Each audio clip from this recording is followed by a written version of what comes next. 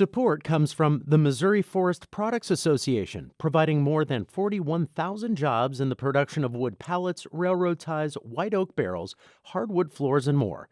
Details at choosewood.com. It's Thursday, February 17th. This is The Gateway. I'm Wayne Pratt. Farmers in Missouri are feeling the effects of climate change. We don't get a couple of inches of snow, we get 18 inches of snow all at once. And then in 5 days, it's 70 degrees again. That's devastating to a vegetable farm. In just a few minutes, St. Louis Public Radio's Shayla Farzan will report on how climate change is making farmers take a different approach to growing crops. The U.S. Department of Justice is suing Missouri over the Second Amendment Preservation Act. The controversial gun law prevents state authorities from enforcing federal gun regulations. The Justice Department argues the law discriminates against federal agencies and workers. The legal filing also claims the act limits law enforcement's ability to do their job and undermines federal authority, which is supposed to take precedence over state law. Republican Attorney General Eric Schmitt calls the lawsuit a partisan attack on Missourians' Second Amendment rights by the Biden administration. The Missouri Supreme Court is currently considering the constitutionality of the act. A Missouri Senate committee has reversed a decision by the House on how much money the state should allocate for employee raises. As St. Louis Public Radio's Sarah Kellogg reports, the Senate's appropriation mirrors the request from the governor. Under Governor Mike Parson's original proposal, all state workers in Missouri would receive a 5.5% cost of living adjustment. Also, a $15 an hour baseline would have been established. The House modified that request, passing a budget bill that decreased funding for raises, having some workers earn $12 an hour. However, the Senate Appropriations Committee restored funding to provide a $15 an hour minimum to be decided by individual departments. Senator Carla May of St. Louis was one of the Democrats on the committee who all voted for the new supplemental budget. I know people want to say this is a Republican-Democrat situation. It never is. It's really about the issue and the policy.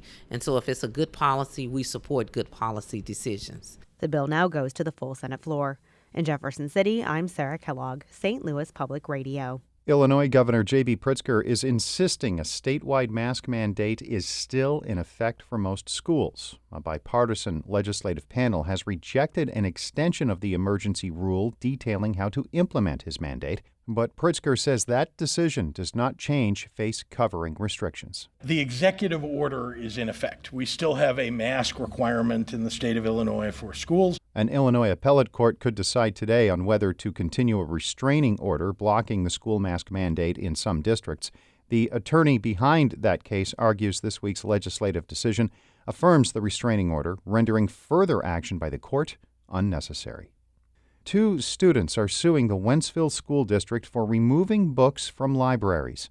As St. Louis Public Radio's Kate Grumke reports, the ACLU of Missouri filed the suit on behalf of the students. The lawsuit alleges the Wentzville School District violated the First Amendment rights of the students. Last month, the district removed The Bluest Eye by Toni Morrison, and it has temporarily removed many more books while they are under review. In this way, Wentzville stands out. Many local school districts keep books on shelves when there's a formal request to remove them. Tony Rothert is the Director of Advocacy for the ACLU of Missouri. It's very easy for any person in the community to get any book removed for any reason, even if it's a discriminatory reason, by just filing a complaint.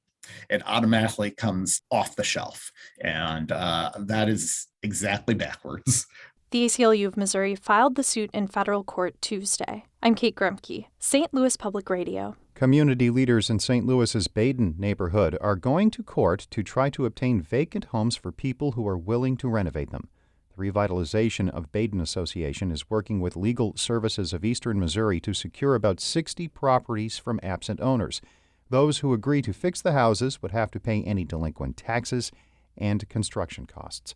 The association's Housing and Economic Development Director, Gloria Gooden, says it wants more homeowners in the neighborhood. We have a desire to return the neighborhood back to its original state, which was mostly property owners. And we're thinking that if you're a property owner, you have more vested in the neighborhood. Potential homeowners would have to agree to live in the houses for at least 3 years.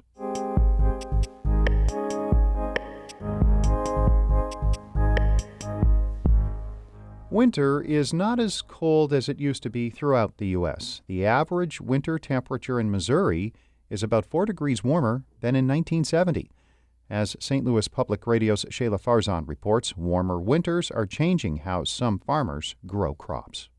On a frigid winter morning, Liz Graysnack cracks open the door of a greenhouse, letting out a rush of warm, earthy-smelling air. She carefully peels back a layer of cloth on the ground, revealing rows of tiny sprouts. That's the delphinium plants. These little dudes right there. This is just one of 4 greenhouses that Graysnack has at her organic farm near Columbia, Missouri. Inside, she's able to grow delicate, high-value crops like flowers and spinach. Graysnack says these greenhouses help protect plants from extreme swings in weather, something she's noticed is happening more frequently. We don't get a couple of inches of snow. We get 18 inches of snow all at once. And then in 5 days, it's 70 degrees again. Like, that's devastating to a vegetable farm. Data show extreme weather is just one of the many effects of climate change across the U.S. For farmers like Graysnack, another major change is warmer winters.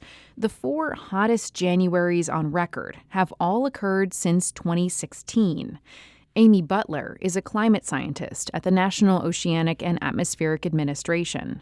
She says winter is warming faster than any other season, based on data going back to the late 1800s. But, she says, cold weather will still happen. Less cold does not mean never cold. It just means that really cold weather will happen less often and be less severe or persistent in the future. These warmer winters have ripple effects in agriculture, says Dennis Toddy, director of the USDA Midwest Climate Hub in Ames, Iowa. One of the effects is on soils. Toddy says Midwestern soil is fertile because historically it freezes every year, which stops bacteria and other organisms from breaking it down. As the winter's warm, we have a longer period of time where that is unfrozen, or we have more of the area that it never freezes. So the soils can kind of break down. So we start losing more of that good nutrient value in those soils. When soils don't freeze, it can also help crop pests survive the winter and allow them to expand into new regions. But when it comes to agriculture in the Midwest, one of the most noticeable results of climate change right now is longer growing seasons. Richard Oswald's family has been farming in northwest Missouri on the Nebraska border since the 1840s. When I was a kid, my dad had a firm rule: you don't plant corn before the 12th of May. And the reason for that is the right time to plant corn is when oak leaves are the size of squirrel's ears. That's when the season starts. Now, Oswald says, he and other farmers plant corn a month earlier, in mid-April. That's partly because they're planting hardier varieties now. But he says the weather also warms up a lot sooner than it used to. These longer growing seasons can result in higher yields. Still, Oswald says he worries climate change will make farming much harder in the future. He's been thinking about it more and more since 2019, when catastrophic flooding swamped his farm and childhood home. From his pickup truck, he points to where the water stood for months. From the Nebraska bluffs behind us to the Missouri bluffs in front of us, it was all water. Oswald lost about 26,000 bushels of corn in that flood, some of which is still rotting on the ground at his farm. He says farmers rely on science and data every day to grow their crops, and the data show climate change is happening. But in his community, not many people will discuss it. They don't want to use the word climate change. Yeah, it's been hot, but I don't want to call it climate change. Or it's been wet, but I wouldn't say it's climate change. Having these frank discussions is hard, he says, but it will help them better prepare for what's coming. I'm Shayla Farzan, St. Louis Public Radio. Shula Newman is the executive editor of St. Louis Public Radio, a listener-supported service of the University of Missouri-St. Louis. Music by Ryan McNeely of Adult Fur. I'm Wayne Pratt. This has been The Gateway.